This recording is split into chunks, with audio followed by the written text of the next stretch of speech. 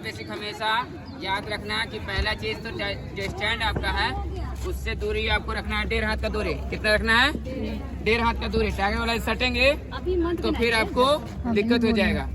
बन रहा है ना? हाँ, डिस्टेंस बना लेंगे यहाँ 1.5 हाथ का दूरी। कितना? 1.5 हाथ का दूरी। 1.5 हाथ का दूरी में लिए उससे नाप सकते हैं, अंदाज से रख लेना है 1.5 हाथ का दूरी। उसके बाद ये तो प्लेस हो गया कि यहाँ से कूदना है। सेकेंड टाइम होगा 6 कदम पीछे, 1 2 3 4 5 6।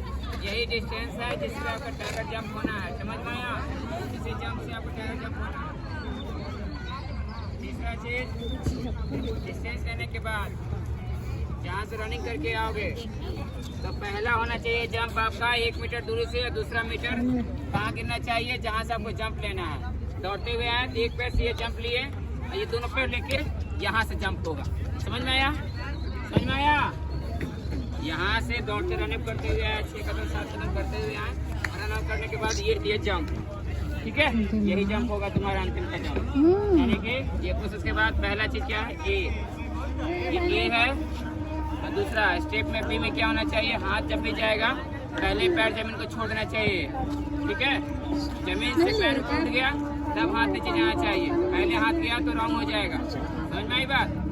अब ये तो समझ में आएगा बेसिक क्या है। तो बेसिक होना चाहिए ये कि आप जब जंप कर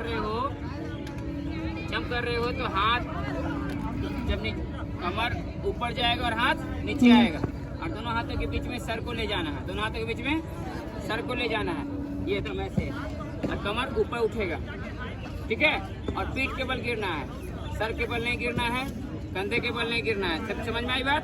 पीठ के बल गिरना है।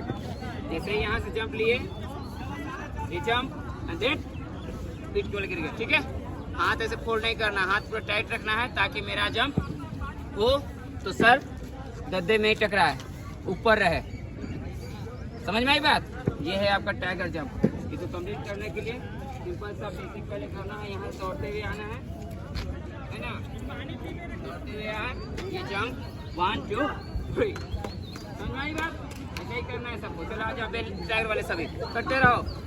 चलो स्टार्ट करते रहो।